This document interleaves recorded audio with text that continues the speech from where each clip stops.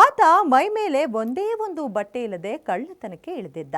ಗೋಡೆಯನ್ನೇ ತೂತು ಮಾಡಿ ಅಂಗಡಿಗೆ ನುಗ್ಗಿದ್ದ. ಆತ ಲಕ್ಷ ಬೆಲೆ ಬಾಳುವ ಮೊಬೈಲ್ ಕದ್ದು ಎಸ್ಕೇಪ್ ಆಗಿದ್ದಾನೆ. ಎಷ್ಟು ದಿನಗಳ ಕಾಲ ಚಡ್ಡಿ ಗ್ಯಾಂಗ್, ಬೆಡ್ಶೀಟ್ ಗ್ಯಾಂಗ್ ಅನ್ನೋದನ್ನ ಕೇಳಿದ್ವಿ. ಆದರೆ ಬೆತ್ತಲಾಗಿ ಕಳ್ಳತನ ಮಾಡಿದ್ದ ಮೊದಲ ವಿಚಿತ್ರ ಕೇಸ್ ಅಂದ್ರೆ ಇದೆ.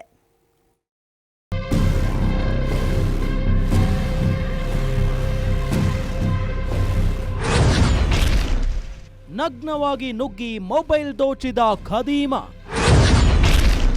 ಗೋಡೆ ಕೊರೆದು ನೂರಾರು ಮೊಬೈಲ್ ಕಳ್ಳತನ. ಸದ್ದೆ ಇಲ್ಲದೆ ಗೋಡೆಯನ್ನ ಕೊರೆದಿರುವ ಭೂಪ, ಕೈಗೆ ಸಿಕ್ಕ ಮೊಬೈಲ್ಗಳನ್ನ ಎಗರಿಸಿದ ಭೂಪ, ಸಿಸಿಟಿವಿಯನ್ನ ಹೊಡೆದು ಹಾಕಿ ಟಾರ್ಚ್ ಹಿಡಿದು ಓಡಾಡುತ್ತಾ ಇಡೀ ಮೊಬೈಲ್ ಅಂಗಡಿಯನ್ನೇ ದೋಚಿದ ಆಸಾಮಿ. ಎಸ್, ಬೊಮ್ಮನಹಳ್ಳಿ ಸಮೀಪದ ಹೊಂಗಸಂದ್ರದಲ್ಲಿರುವ ಹನುಮಾನ್ ಟೆಲಿಕಾಂ ಮೊಬೈಲ್ ಶೋರೂಮ್ನಲ್ಲಿ ಈ ಕಳ್ಳತನ ನಡೆದಿದೆ. ಯುವಕನೋರ್ವ ಅಂಗಡಿಯ ಹಿಂಬದಿ ಗೋಡೆಯನ್ನ ಕೊರೆದು ಬೆತ್ತಲಾಗಿ ಒಳಗೆ ನುಗ್ಗಿ 100ಕ್ಕೂ ಹೆಚ್ಚು ಮೊಬೈಲ್ಗಳನ್ನ ಕಳ್ಳತನ ಮಾಡಿ ಎಸ್ಕೇಪ್ ಆಗಿದ್ದಾನೆ. ಈವ್ನಿಂಗ್ ಕ್ಯಾಮ್ರಾ ನೋಡಿದ್ವಿ, ಆವಾಗ ನಮ್ಗೆ ಗೊತ್ತಾಗಿರೋದು. ಆವಾಗ ಕಂಪ್ಲೇಂಟ್ ಎಲ್ಲ ಮಾಡಿದ್ದೀವಿ. ಐಟಮ್ ರಿಕವರಿ ಆಗಿದೆ, ಒಂದು 80% ಆಗಿದೆ, ಇನ್ನು 20% ಬ್ಯಾಲೆನ್ಸ್ ಇದೆ. ಇವಾಗ ಟ್ರೈ ಮಾಡ್ತಾ ಇದ್ದಾರೆ ಪೊಲೀಸರು.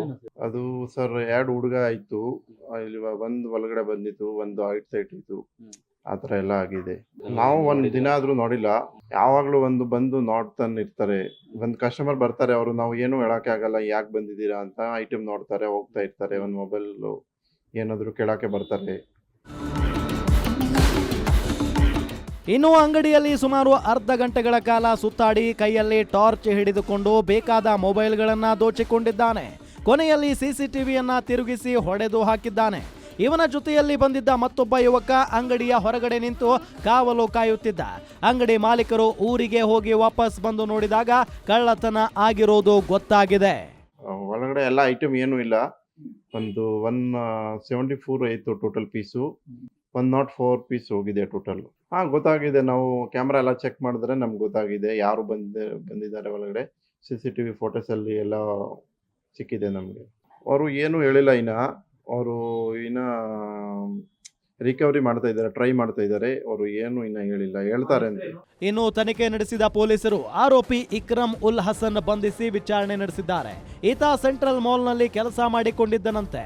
ಬಟ್ಟೆ ಹಾಕಿಕೊಂಡು ಕಿಂಡಿಯೊಳಗಡೆ ಹೋಗುವಾಗ ಹರಿದು ಹೋಗುತ್ತದೆ ಅಂತ ಈ ರೀತಿ ಮಾಡಿದ್ದೆ ಅಂತ ವಿಚಾರಣೆ ವೇಳೆ ಬಾಯ್ಬಿಟ್ಟಿದ್ದಾನೆ.